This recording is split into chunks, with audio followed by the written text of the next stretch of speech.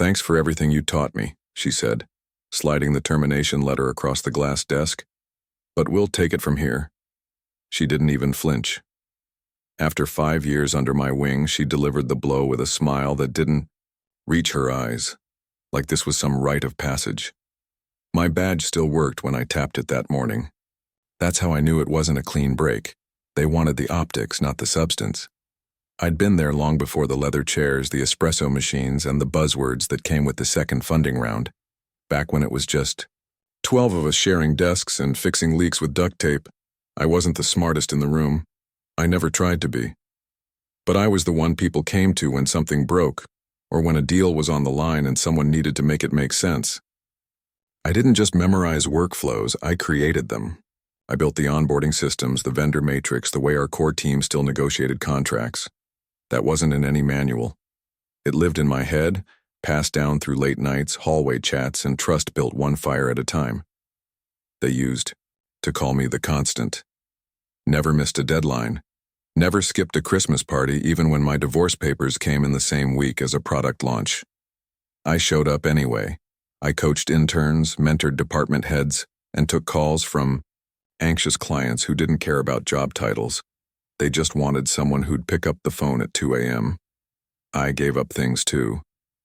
Family trips, sleep. Once even a funeral, because no one else could present the quarterly results after the CFO dropped the ball. Nobody knew that except the janitor who saw me ironing my shirt in the break room at dawn. But that's the thing about people like me. We don't advertise what we do. We just do it. And I trained her. All of it. How to negotiate without sounding desperate. How to spot a deal that looks good on paper but bleeds you slow. How to lead with restraint. I stood behind her at every quarterly update, nodding, adjusting, cleaning up whatever she fumbled behind the scenes. Everyone said she was a fast learner. I knew better. She just had a damn good teacher. But once the old man stepped down, everything shifted. She came back from her executive coaching retreat with a new haircut, a deck full of buzzwords and a vision. Apparently, that vision didn't include the guy who taught her how to run a P&L. She thought I'd be angry. Truth is, I was relieved, because what she didn't understand, and probably never will, is that influence doesn't come from titles. It comes from trust, and mine ran deeper than she ever imagined. When I first joined, we didn't even have departments, just roles we invented as we went. I remember plugging in routers myself, hauling folding tables up 3 flights of stairs, and using my personal laptop for the first 6 months. We weren't a company yet. We were a possibility. I saw it all grow, from paper invoices to custom dashboards, from handshakes in coffee shops to multi-million-dollar contracts signed in glass towers. I helped land our first enterprise client, not because I promised innovation, but because I guaranteed follow-through. That trust became our reputation, and slowly, the culture shifted. What started as a team felt more like a brand, then a machine. Suits arrived, policies thickened. The founder, the one who once fixed the office heater himself, started taking meetings in silence. And when the private equity boys came in, you could feel it. Efficiency over experience, cost over craft. But by then, it was already too late. It didn't happen all at once. That's the trick. They never push you out with a single blow. First, my calendar started filling up with meetings I wasn't invited to. Then someone else was looped into client conversations I'd handled solo for years. They moved my office, said it was temporary, renovations. I ended up 2 floors down next to the supply closet, sharing a wall with the server room that hummed like a broken radio. That's when I knew. They brought in someone new, young, bright, fresh off an MBA with buzzwords dripping off his LinkedIn. He started shadowing me to absorb the culture. Cute. He'd sit in meetings, nod thoughtfully, and later ask me to explain the acronyms he pretended to understand in front of clients. I wasn't threatened, not even annoyed. I'd seen this before. Ambition wearing rented shoes. He started calling my systems outdated, suggested we transition to new software I knew wouldn't integrate with our backend. When I challenged it in a meeting, he smiled and said, "It's just time we modernize." A few weeks later, he was listed as strategic lead on a project I'd built from the ground up. That's when I stopped talking. Let them think I was fading out. Let them believe I was obsolete. What they didn't realize was that while they were celebrating slide decks, I was watching everything and documenting every move. The first email came 2 weeks after I left. Just a polite follow-up from their new lead, asking if I had time to walk him through the architecture I'd spent 7 years building. I didn't reply. Then came the second, this time marked urgent. Apparently, some back-end process failed during a client demo. Their shiny new system didn't play well with the legacy functions no one ever bothered to document. The ones I wrote. I sipped my coffee and archived the message. They didn't understand that what I built wasn't just code. It was language. Layers of logic and structure only I spoke fluently. I hadn't planned revenge. But I wasn't about to rescue people who never even said goodbye. And when word started leaking that longtime clients were growing restless, I stayed silent. I didn't gloat. I didn't respond. But quietly, people started calling me. Old, colleagues, partners, even one of the investors. "Are you consulting now?" "Not yet," I'd say. Timing matters. And it did, because while they were scrambling to control the fire, I was already lighting candles in another room. The offer came wrapped in silence. No recruiters, no LinkedIn messages. Just a dinner invitation from someone I once helped during a crisis nobody else even noticed. He was COO now, leading a fast-growing competitor in our space, the kind that still valued people who could actually build, not just pitch. We met at a quiet spot. No suits, no small talk, just two people who'd seen too much too fast. "I've heard things," he said, folding his napkin. "And not just about how they let you go." He slid a folder across the table. Inside, blueprints, project outlines, budget approvals. His team was about to scale, but their foundation was a mess. Too many consultants, too many shortcuts. They needed someone to build it right. Quietly, intelligently, someone like me. I didn't say yes right away. I didn't have to. He knew. I'd spent 2 decades creating the playbook. Now I'd write a new one, from scratch, with full autonomy.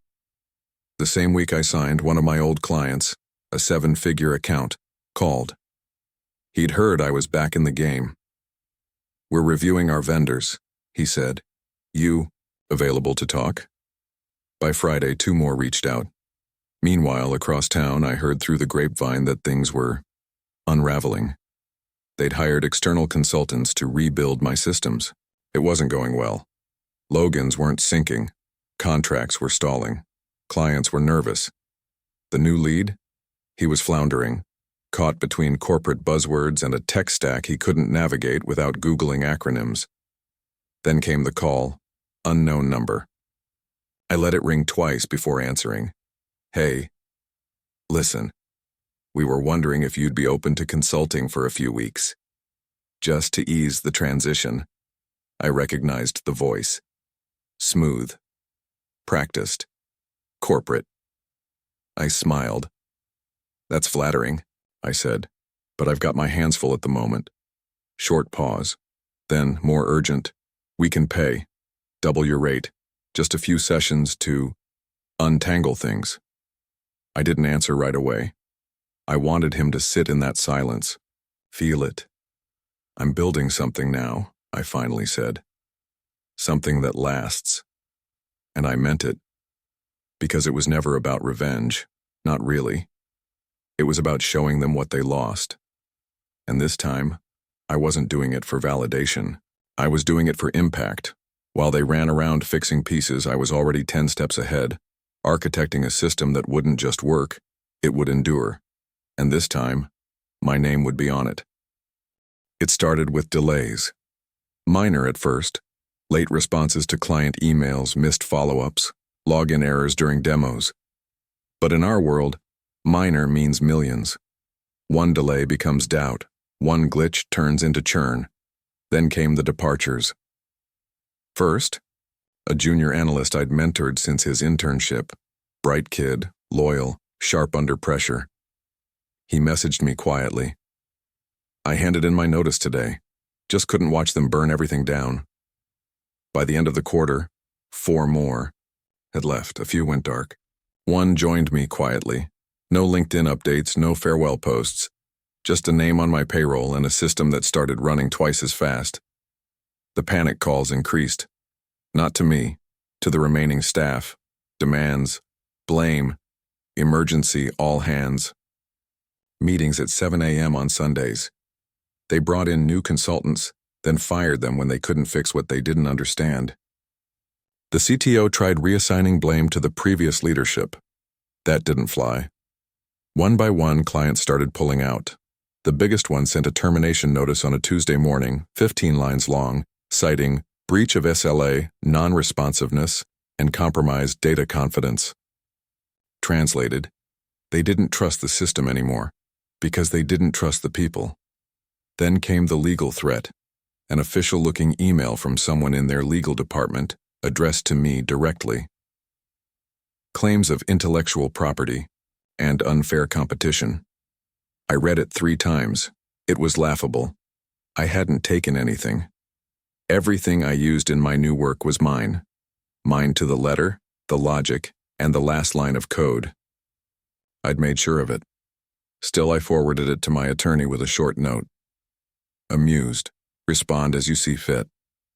The reply from legal was quiet. They didn't want court, they wanted control, but they had neither. I didn't gloat. I didn't post anything.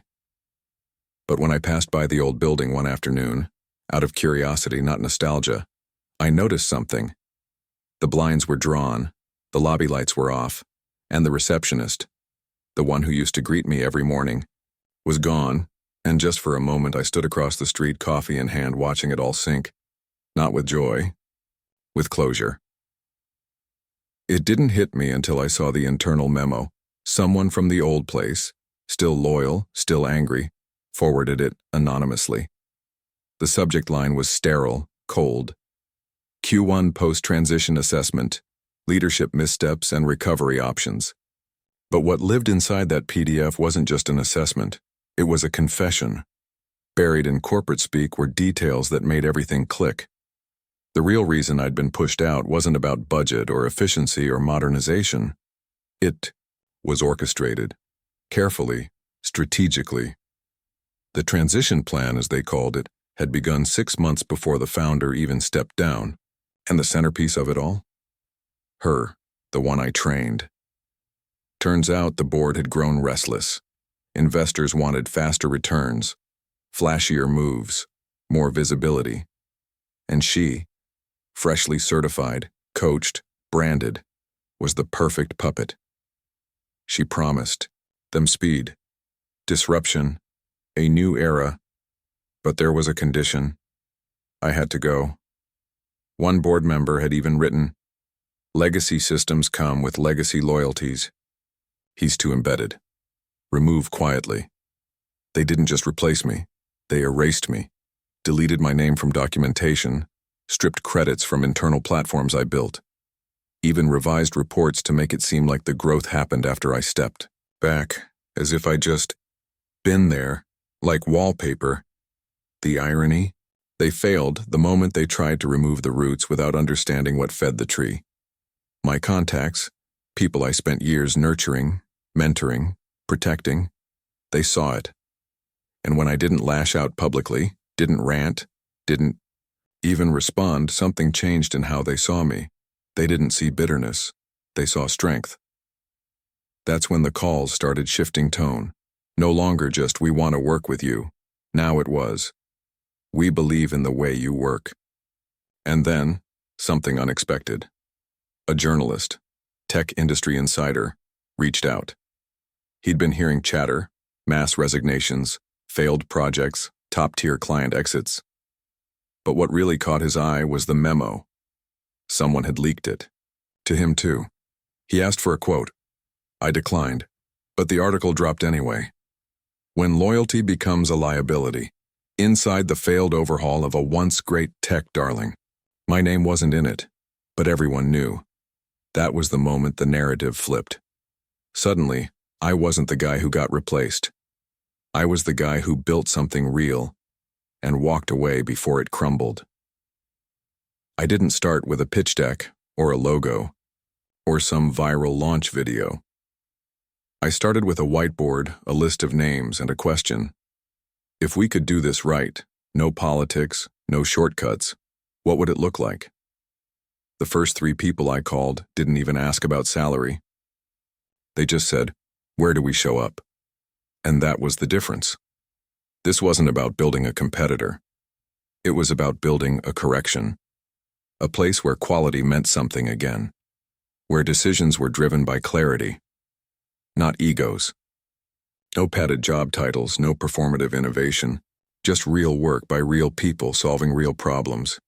We didn't scale fast, that was intentional. I interviewed every hire myself, not just for skill, for alignment.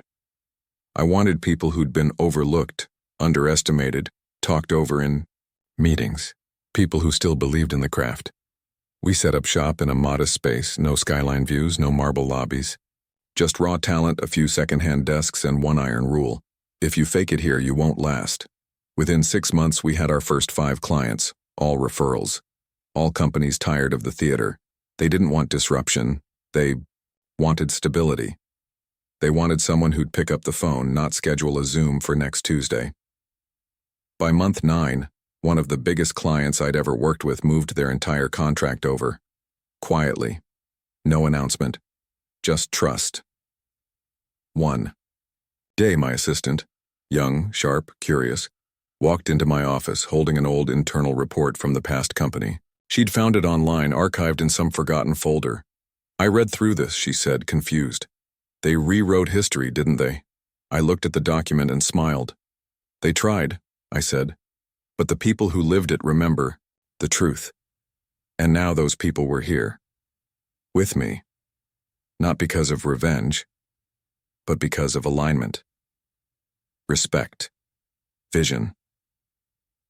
The board of one of our partner companies invited me to speak last quarter. Said they wanted to understand how we managed to build such high retention and client satisfaction without a single dollar spent on marketing. I stood up. No slides. No PR team. Just words. I built what I wished I had. That's it.